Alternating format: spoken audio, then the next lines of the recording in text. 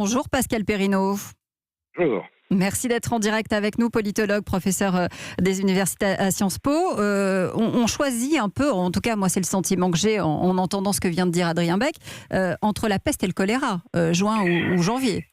Oui, en effet, il n'y a pas de bonne solution dans la mesure où la situation sanitaire reste mouvante. En effet, si nous étions réellement en vraie sortie de période d'épidémie, voilà, les choses seraient simples, on organiserait ça avant l'été et toutes les communes françaises auraient avant l'été un exécutif. Mais on l'a bien vu avec l'avis du Conseil scientifique qui a été rendu tout à fait récemment. Le Conseil scientifique dit oui, éventuellement, on peut tenir ce second tour dans les 5000 communes restantes. On peut le tenir avant fin juin, mais attention, il faudra réévaluer la situation 15 jours avant la date prévue en fonction de l'évolution de l'épidémie, de l'évolution des risques.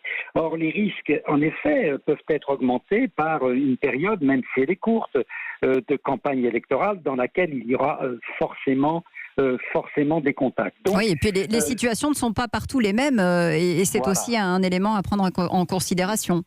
Oui, mais il faut savoir que les 5000 communes dans lesquelles il reste un second tour à organiser, ce sont des communes urbaines. Ça concerne environ 16 millions d'électeurs. Notamment des grandes villes. Voilà, concentrés dans des grandes villes. Donc les problèmes liés en effet au contact, au respect des gestes barrières, on le sait, sont renforcés dans ces zones urbaines par rapport aux zones rurales ou aux zones de banlieue. Ça c'est la première option. Ça c'est la première option, c'est juin. Mais alors si on parle de janvier, là on est dans une situation totalement inédite parce que on n'a plus un second tour, mais on a une élection municipale totale à refaire.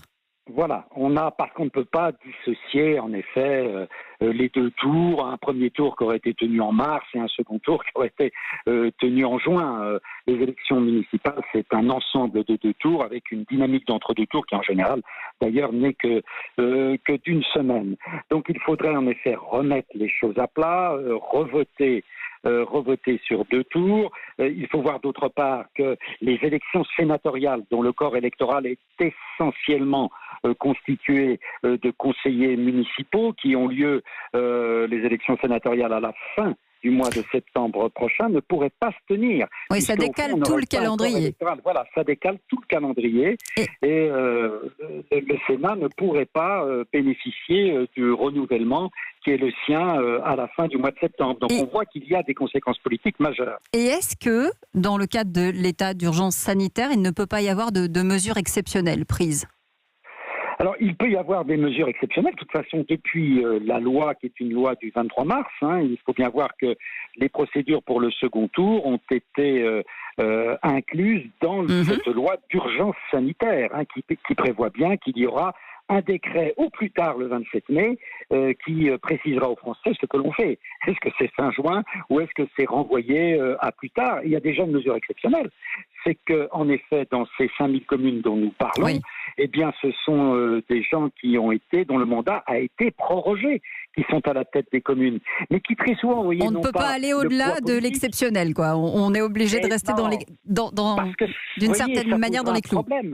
Et ça pose un problème même au-delà du problème politique. Vous voyez bien que ces grandes communes urbaines, elles pèsent d'un poids décisif, par exemple dans les investissements publics. Oui. Les investissements publics, il faut savoir qu'à peu près 70% sont dans les mains des collectivités territoriales. Donc pour relancer la machine économique, elles jouent un rôle essentiel. Or, quand on est un maire sortant qui n'a pas été réélu, vous voyez, votre capacité à vous projeter dans l'avenir est beaucoup plus faible qu'une nouvelle équipe avec un nouvel exécutif qui, elle, n'hésitera pas à passer au stade des investissements. Et c'est d'autant plus important qu'on en a besoin effectivement que cette activité économique soit relancée. Merci beaucoup pour nous avoir éclairé, Pascal Perrineau, sur ce qui va se passer dans les jours et les semaines qui viennent concernant ce second tour des élections municipales.